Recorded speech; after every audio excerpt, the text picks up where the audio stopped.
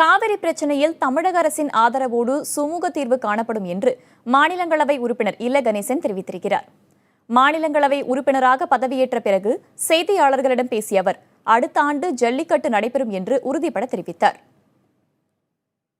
காவேரிக்காக நம்முடைய தமிழக அரசாங்கம், குறிப்பாக முதலமைச்சர் செல்வி ஜெயலலிதா அவர்கள் முன்னிலைப்படுத்தி என்ன முயற்சி மேற்கொண்டாரோ அந்த முயற்சிகள் அத்தனைக்கும் நாங்கள் ஆதரவு என்பதை திரும்ப திரும்ப வெளிப்படுத்தியிருக்கின்றோம். இப்போதும் அதைத்தான் சொல்கின்றேன்.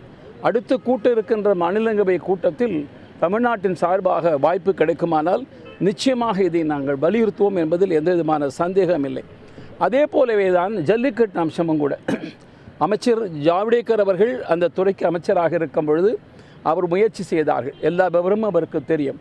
அடுத்த ஆண்டு நிச்சயமாக எப்படியும் ஜல்லிக்கட்டு நடைபெறும் என்று நான் உறுதியோடு சொல்கின்றேன். தமிழ் மக்களுக்கு அடுத்த ஆண்டு நிச்சயமாக பொங்கலை சேர்ந்து ஜல்லிக்கட்டு நிச்சயமாக நடக்கும்.